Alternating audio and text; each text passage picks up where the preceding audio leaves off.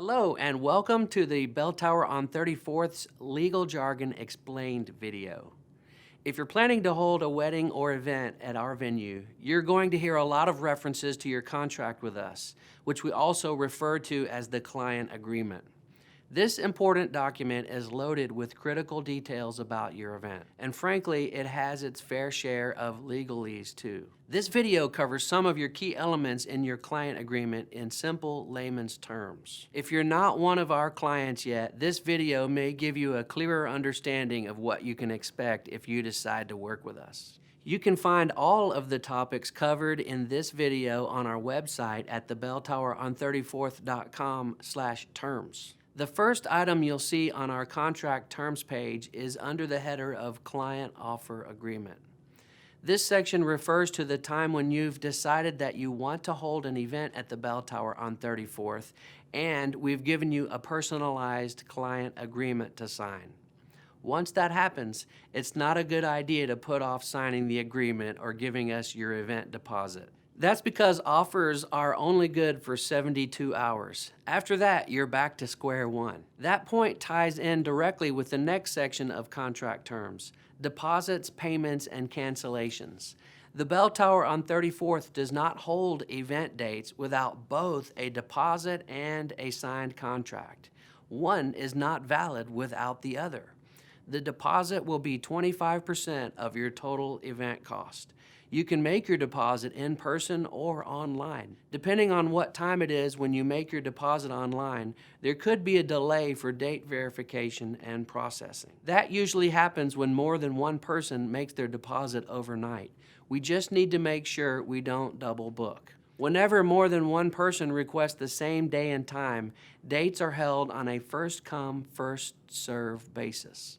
Also, sometimes clients make deposits with their credit card, only to find their credit card company delayed the payment because of daily spending limits or because the payment was flagged as an unusual transaction. We encourage you to contact your credit card company to make sure we receive your payment on a timely basis. Your client agreement also has information about sales tax, which is 8.25% of your total event charges. If you represent a nonprofit organization, be sure to submit a copy of your 501c3 tax exemption certificate when you return your signed contract so the sales tax can be deleted from your total. Another point about deposits, and all payments really, they're non-refundable. Let's look at what the contract says about payments.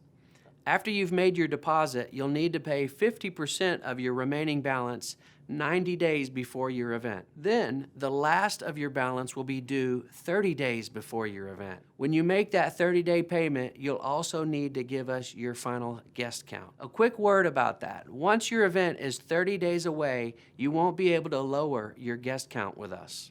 But you will have the option of increasing it and paying us accordingly.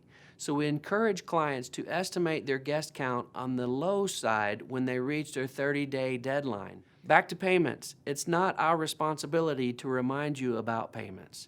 That's something you'll need to stay on top of. If you are late, we strictly enforce a $35 per day late fee. Not only that, we lock the client's account when payments are late. That means you won't be able to schedule food tastings, portraits, or a rehearsal, and we won't be provisioning supplies or staff for your events. If the situation remains unresolved, we won't let you or your vendors load equipment and supplies into our venue on the event date. Your account has to be current before you can come in. You'll also want to make sure your check isn't returned.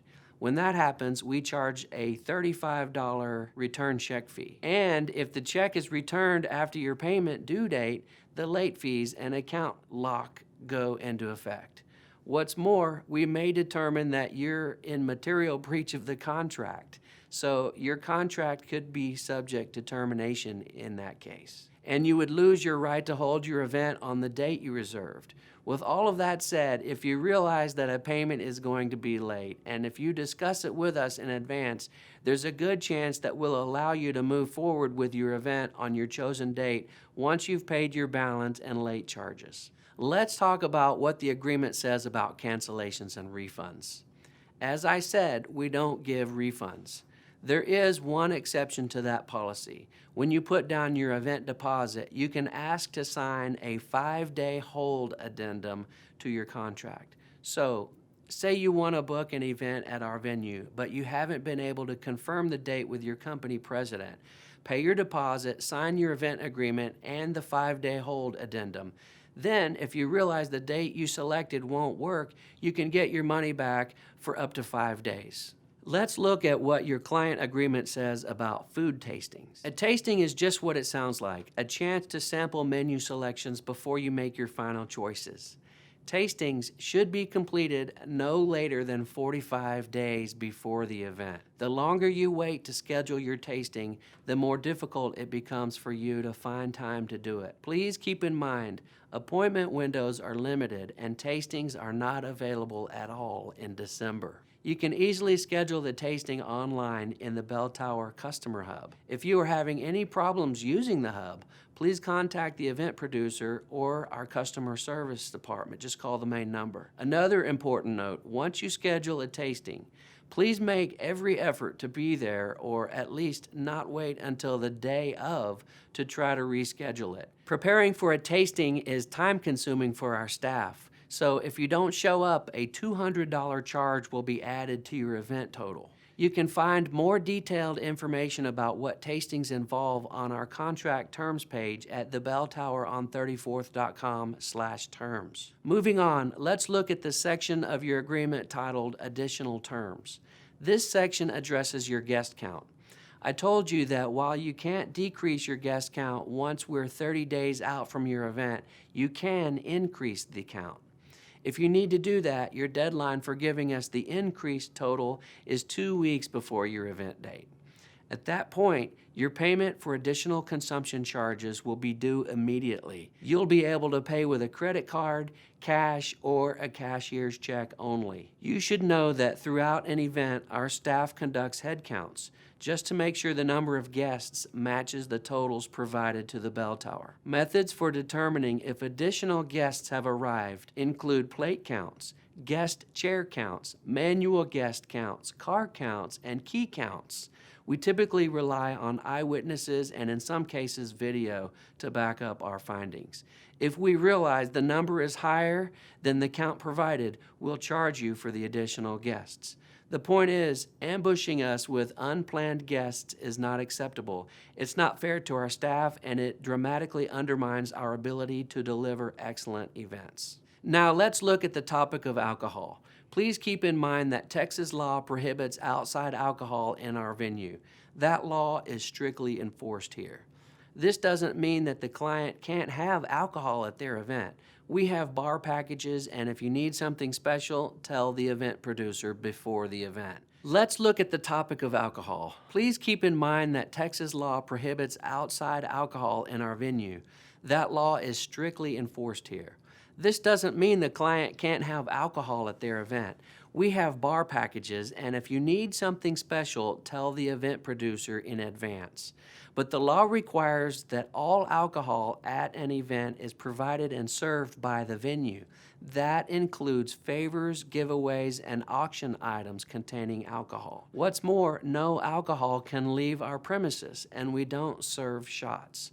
For a more detailed look at the policy, please see the contract terms page. You'll also find a section in the client agreement about event timelines. If there's a conflict between the times on your invitation and those in your event contract, the timeline in your contract will prevail. The same rule applies to planners' timelines that conflict with those in the contract. All of our preparations, services, and charges will align with the timeline in the contract. Let's move on to vendors, those who provide products and services for weddings and events. We require vendors working here to provide us with a certificate of liability naming the Bell Tower and Keep On Going LLC as additional insured.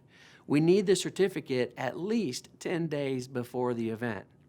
We realize that some people would rather ask a friend or a family member to help with their event.